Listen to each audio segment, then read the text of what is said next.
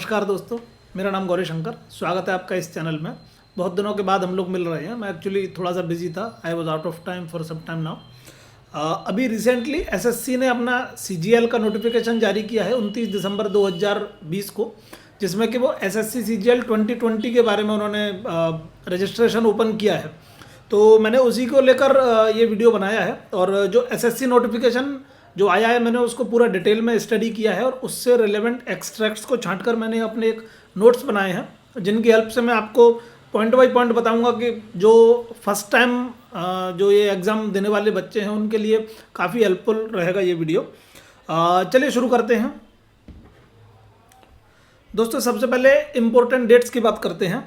जो आपका online submission का जो विंडो है वो आपका 29 दिसंबर 2020 से चालू हो गया है और वो 31 जनवरी 2021 तक रहेगा। आपके पास लगभग एक महीने का समय है।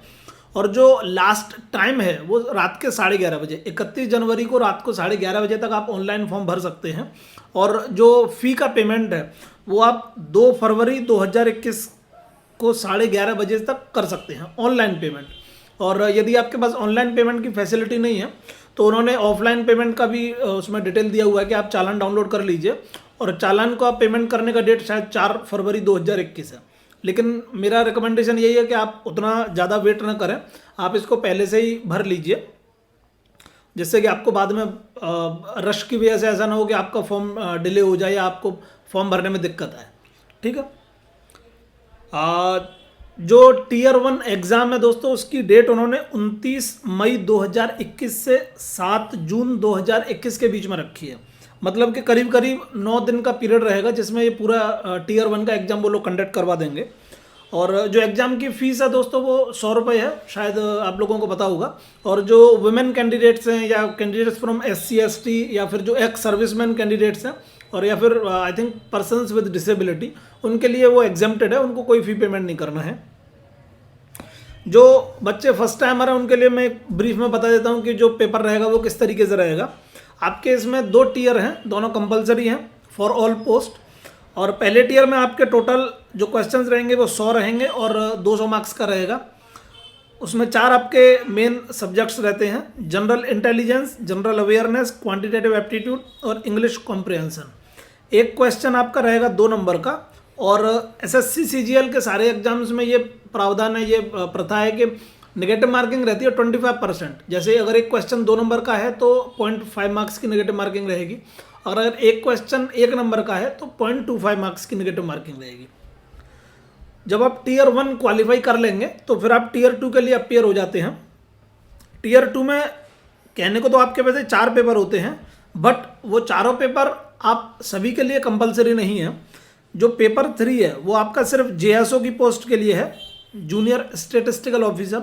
और जो पेपर 4 है वो आपका 2 पोस्ट इसमें है जो कि गजेटेड है, group B gazetted post, assistant accounts officer and assistant audit officer. सिर्फ उन्हीं के लिए पेपर 4 है। पेपर 1 और 2 is compulsory for all post. सभी बच्चों को पेपर 1 और 2 इसका देना जरूरी है। ये आपका हो गया मैथ्स का और ये हो गया इंग्लिश का। और इसमें जैसे मैंने लिखा हुआ है, क्वेश्चन मैथ्स में आपके 100 आएंगे, वो 200 नंबर के रहेंगे, यानी एक क्वेश्चन 2 नंबर का। और इंग्लिश में आपके 200 क्वेश्चन आएंगे, वो 2 नंबर के रहेंगे। और टाइम लिमिट आपकी है 2 घंटे। और पेपर जो है वो ऑनलाइन होगा, शायद ये बात आप जानते होंगे। दोस्तों, जब टीयर 1 का पेपर दे देंगे उसके बाद उसके रिजल्ट्स डिक्लेयर किए जाएंगे और फिर आपका टीयर 2 के लिए आप शॉर्टलिस्ट हो जाएंगे। टीयर 2 के लिए उन्होंने अभी डेट नोटिफिकेशन में जारी नहीं की है, वो बाद में आपको बताया जाएगा। जब टीयर 1 के रिजल्ट आ जाएंगे उसके बाद बताएंगे वो लोग। जो टीयर 3 एग्ज़ाम है, एक इसमें टीयर 3 भी होता है दोस्तों। जब आप इंटरव्यू पोस्ट के लिए सिलेक्ट हो जाते हैं तो आपको उसमें ऐसे राइटिंग करना पड़ता है। उसका भी मैंने यहाँ पर स्क्रीनशॉट वहाँ से लेकर दे दिया है। ये सारे स्क्रीनशॉट मैंने ऑफिशियल नोटिफिकेशन से ही लिए हैं। और मैं ये PDF और जो ऑफिशियल नोटिफिकेशन है वो दोनों का डायरेक्ट डाउनलोड करने के लिए लिंक नीचे डिस्क्रिप्शन में दे दूंगा, आप वहाँ से जाकर डाउनलोड कर लीजिए। और चलिए आगे बढ़ते हैं दोस्तों। फिर दोस्तों आता है सिलेबस। अगर आप नोटिफिकेशन में देखेंगे तो ये बहुत लंबा चौड़ा सा दे रखा है। आप ये लंबे चौड़े सिलेबस को देखकर डरिए मत, क्योंकि इसमें हर छोटे से छोटे पॉइंट को भी उन्होंने पूरा डिटेल में बताया हुआ है। आप कोई एक अरिहंत की या कोई और बुक देख लीजिए, उसमें 1-2 पेपर्स प्रीवियस ईयर्स पेपर देख लीजिए और उतना बड़ा सिलेबस एक्चुअली में है नहीं, उतना बड़ा सिलेबस लगता नहीं जितना ये पढ़ने में ऐसा लग रहा है। ठीक है, तो ये सिलेबस देख के आपको घबराने की ज़रूरत नहीं है। बाकी मैंने नोटिफिकेशन से यहाँ पर पेस्ट कर दिया है जो फर्स्ट टाइमर्स हैं उनके लिए। अब दोस्तों बात करते हैं पोस्ट की डिटेल्स की कि कौन कौन सी पोस्ट हैं, क्या उनका ग्रेड पे रहेगा, क्या उनकी सैलरी रहेगी लगभग, और उसकी कितनी वैकेंसीज उन्होंने जारी किया है। सबसे पहले हाईएस्ट पोस्ट आती है, दैट इज़ 4800 ग्रेड पे। ये दोस्तों एसएससी में 2 पोस्ट ऐसी हैं जो कि ग्रुप बी हैं और गजेटेड पोस्ट हैं। सिर्फ यही 2 पोस्ट ऐसी हैं जो कि एसएससी के थ्रू आपको गजेटेड पोस्ट दिलवाती हैं, और ये हैं असिस्टेंट अकाउंट ऑफिसर और assistant audit officer and assistant account officer. दोस्तों इनका जो ग्रेड पे है वो 4800 है, equivalent to income tax officer, ITO के बराबर आप डायरेक्ट इसमें ग्रेड पे पाएंगे। और जो टोटल वैकेंसीज इन दोनों पोस्ट की एसएससी ने निकाली हैं वो हैं 250 और 250 वैकेंसीज फॉर दीज 2 पोस्ट। तो अच्छा चांस है, अगर आपकी रैंक 300 या 400 के अंदर भी आ गई तो मोस्ट लाइकली आप ये पोस्ट को ले लेंगे। इसमें दोस्तों मैं एक छोटा सा पॉइंट और बता देता हूँ। ये जो मैंने ग्रेड पे बताया है ये एक्चुअली पुराने पे स्ट्रक्चर के बेसिस पर मैं बता रहा हूँ, आपके लिए ये रिलेवेंट नहीं उतना जानना। मैं आपको ये बता देता हूँ कि ये जो उन्होंने दिया हुआ है पे बैंड, इससे आप ग्रॉस सैलरी कैसे निकाल सकते हैं। ये जो पे बैंड है दोस्तों, इसमें ये आपकी स्टार्टिंग बेसिक है 47,600। अगर आपको ग्रॉस सैलरी लगभग दिल्ली में निकालनी है किसी भी एक्स ग्रेड सिटी में, तो आप क्या कीजिए कि इसमें आप मल्टीप्लाई कर दीजिए 1.41 से। 1.41 इसलिए कि 1 तो जो आपका बेसिक है उसके लिए 24% आपका रहेगा एचआरए दिल्ली में, और 17% आज की डेट में है डियरनेस अलाउंस। तो वो दोनों को मिलाकर आपका 1.41 से डायरेक्ट मल्टीप्लाई कर लिया आपने, प्लस इसमें लगभग 4,000 रुपये आप ट्रैवलिंग अलाउंस का जोड़ लीजिए, तो ये लगभग आपका आएगा 71,000। ठीक है दोस्तों, ये मोटा मोटी आप ग्रॉस सैलरी मान लीजिए किसी भी एक्स ग्रेड सिटी में। आप इसी तरीके से बाकी सारी पोस्ट का भी निकाल सकते हैं, मैंने एक जनरल आइडिया आपको दिया है। और इसमें एज लिमिट वगैरह दोस्तों यहाँ पर लिखी हुई है, इसके बारे में और डिटेल में आगे भी चर्चा करूँगा। इसमें या बाकी सारी पोस्ट में जो एसेंशियल क्वालिफिकेशन है एसएससी सीजीएल के लिए वो है आपकी बैचलर्स डिग्री किसी भी रिकॉग्नाइज्ड यूनिवर्सिटी के थ्रू। और जो ये 2 पोस्ट हैं दोस्तों, अगर आपने मान लीजिए चार्टर्ड अकाउंटेंसी किया हुआ है, या आपने कॉस्ट एंड मैनेजमेंट अकाउंटेंसी की हुई है, या आप कंपनी सेक्रेटरी का कोर्स कर चुके हैं, या आप मास्टर्स इन कॉमर्स हैं, या एमबीए फाइनेंस हैं, मास्टर्स इन बिजनेस इकोनॉमिक्स, ये जो कॉमर्स के स्टूडेंट्स हैं प्राइमरीली, उनके लिए ये 2 पोस्ट बहुत बढ़िया हैं, गॉड सेंड है। क्योंकि जब आप प्रोबेशन पीरियड में रहेंगे तो उसमें एक एग्ज़ाम होता है जो कि आपको क्वालिफाई करना पड़ेगा आपको अपने कन्फर्मेशन के लिए, तो उसमें ये जो डिज़ायरेबल क्वालिफिकेशन मैंने यहाँ लिखी हुई है ये काफ़ी काम आती है। तो जो कॉमर्स के स्टूडेंट्स हैं उनके लिए मेरा सजेशन यही है कि वो यही 2 पोस्ट को टारगेट करें।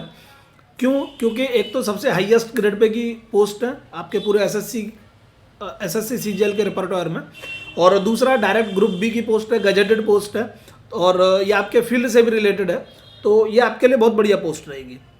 अगला जो ग्रेड पे है दोस्तों दैट इज़ 4600। 4600 ग्रेड पे के अंदर आपकी कई सारी पोस्ट आती हैं, मेरे ख्याल से शायद 17 डिफरेंट पोस्ट हैं, और इसमें आपका सीबीआई सब इंस्पेक्टर भी है, इंस्पेक्टर ऑफ इनकम टैक्स भी है, इंस्पेक्टर ऑफ सेंट्रल एक्साइज भी है। आइए इसके बारे में एक बार फटाक से देख लेते हैं दोस्तों। जो टोटल वैकेंसीज ग्रुप बी में एसएससी ने नोटिफाई की हैं वो है 3513। मैं आपको यहाँ पर एक चीज़ बता दूं कि जो 4600 ग्रेड पे की पोस्ट हैं और जो 4200 ग्रेड पे की पोस्ट हैं, उन सब में सिर्फ इनकम टैक्स इंस्पेक्टर एक ऐसी पोस्ट है जो कि ग्रुप सी है, ये वाली। बाकी सारी पोस्ट आपकी ग्रुप बी हैं, ये देख लीजिए। इवन जो 4200 ग्रेड पे है उसमें भी आपकी सारी पोस्ट ग्रुप बी वाली हैं। यहाँ पर मैं एक और चीज़ बता दूं कि कई सारे बच्चों का ये डाउट रहता है कि सर ग्रुप बी और ग्रुप सी की जॉब में क्या डिफरेंस है। मेरे एक्सपीरियंस में कोई खास डिफरेंस नहीं है, और इनफैक्ट कोई पर्क्स में भी कोई डिफरेंस नहीं है। जो ग्रुप बी और ग्रुप सी की पोस्ट में एक बस अट्रैक्शन का डिफरेंस है। कोई भी पोस्ट को ज़्यादा लुक्रेटिव या ज़्यादा अट्रैक्टिव बनाने के लिए उसको ग्रुप बी में रख देते हैं। जैसे कि सीबीआई को 2016 के पहले वो ग्रुप सी की पोस्ट थी, लेकिन उसको ज़्यादा अट्रैक्टिव बनाने के लिए उन्होंने ग्रुप बी की पोस्ट कर दिया। इवन जो 4200 वाली ग्रेड पे की जॉब है, जैसे एनआईए की जॉब है या बाकी और अदर जॉब्स हैं उनको भी उन्होंने ग्रुप बी में रखा है, जबकि income tax inspector 4600 grade pay की जॉब होने के बावजूद भी ग्रुप सी की पोस्ट है। तो जब आप अपने जॉब के लिए प्रेफर करें तो ग्रुप को ना देखें, नज़रअंदाज करें, आप बाकी सारी चीज़ों को जरूर देखिएगा, जैसे कि सैलरी क्या बन रही है, प्रमोशंस के चांसेस क्या हैं, वो चीज़। तो इसमें आपके ग्रुप बी नॉन गजेटेड में है आपकी 3513 पोस्ट, ठीक है, और इसमें इनकम टैक्स इंस्पेक्टर की पोस्ट इंक्लूड नहीं है, ठीक है, क्योंकि वो ग्रुप सी की पोस्ट है। इसमें हर एक पोस्ट के आगे आपका एज लिमिट और जो डिसेबिलिटीज अलाउड है वो सब लिखा हुआ है, आप ये पीडीएफ को डाउनलोड करके देख लीजिएगा। फिर दोस्तों अपना आता है 4200, ये भी आपकी वैकेंसीज आपकी 3513 पोस्ट में इंक्लूड है, और इसके आगे भी आपका जो डिसेबिलिटीज अलाउड है, जो एज लिमिट है, वो सारा लिखा हुआ है। अब अगला आता है दोस्तों ग्रेड पे 2800, इसमें जो टोटल वैकेंसीज हैं दोस्तों वो है आपकी 2743, और ये ग्रुप सी की वैकेंसीज हैं, जिसमें कि आपका इनकम टैक्स इंस्पेक्टर की वैकेंसी इसमें इंक्लूडेड है 2743, ठीक है। इसके बारे में भी ये पूरा डिटेल में है। फिर एक लास्ट आता है 2400 ग्रेड पे, ठीक, जिसमें आपके tax assistant, CBDT tax assistant, CBIC, ये सब उसमें इंक्लूडेड है। दोस्तों ऊपर जो मैंने फिजिकल डिसेबिलिटीज अलाउड है उसमें कई सारे एब्रीविएशंस हैं, तो वो एब्रीविएशंस को भी मैंने यहाँ पर एक स्क्रीनशॉट ले लिया है, जिससे जब आप इसको एक बार क्विक ग्लांस इसके बारे में इसको आप एक फटाक से देखें तो फिर आपको आइडिया लग जाएगा। एक बार मैंने फिर से वो वैकेंसीज को रिवाइज कर दिया। यहाँ पर जो टोटल वैकेंसीज इस बार एसएससी ने नोटिफाई की हैं, और शायद ये पहली बार है कि जब नोटिफिकेशन में ही एसएससी ने नंबर ऑफ वैकेंसीज डिक्लेयर किया है, वो है आपकी 6506, ठीक है। और जैसे कि बाकी एसएससी ग्रुप से यूट्यूब चैनल से मेरे को आइडिया लगा है, आई एम नॉट श्योर, कि 2019 में जो आपकी वैकेंसीज थी वो थी 8500, और 18 होना चाहिए, 2018 में जो वैकेंसीज थी वो थी 10,500 या लगभग 11,000। तो आप देख रहे हैं कि कंसिस्टेंटली जो नंबर ऑफ वैकेंसीज है वो 2000 घटती जा रही हैं, 10,500, फिर 8,500, अभी 6500, तो एग्ज़ाम और डिफिकल्ट होते जा रहा है, ठीक। अब बात आती है एज लिमिट की, कि जो एज लिमिट है वो कैसे वो लोग मेजर करेंगे, कैसे उसको माना जाएगा कि आप किसी पर्टिकुलर जॉब के लिए क्वालिफाई करते हैं कि नहीं।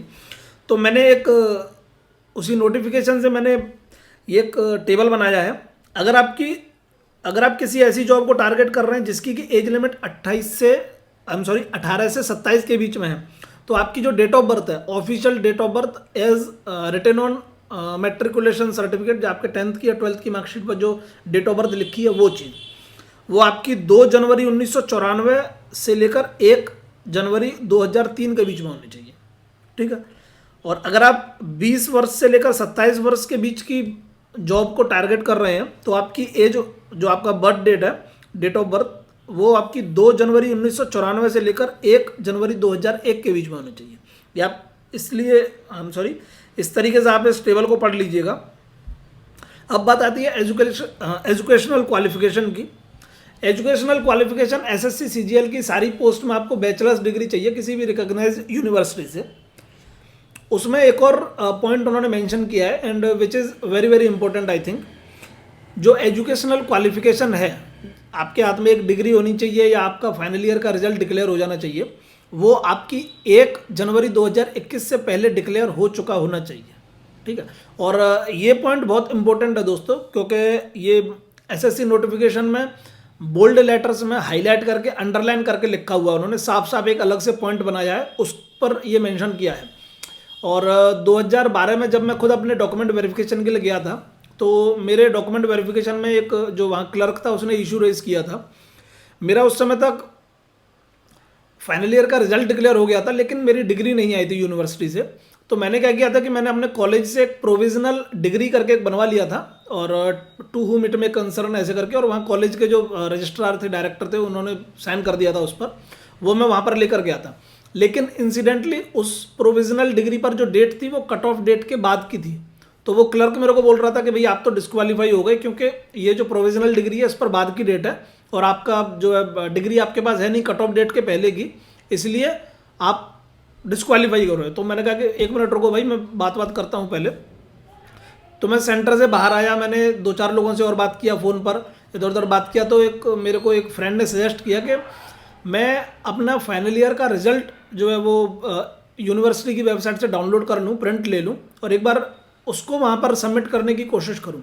तो मैं सेंटर से बाहर आ गया, मैंने एक साइबर कैफ़े वगैरह वहाँ पर देखा, वहाँ पर मैंने अपने यूनिवर्सिटी का रिजल्ट डाउनलोड किया और मेरा गुड लक ये था कि जो रिजल्ट यूनिवर्सिटी का डिक्लेयर किया था यूनिवर्सिटी ने, उसमें नीचे date of declaration of result लिखी रहती है, वो कट ऑफ डेट से पहले की थी, तो इसलिए मैं बच गया था। मैंने वो फोटोकॉपी दे दी थी तो मेरा काम चल गया था।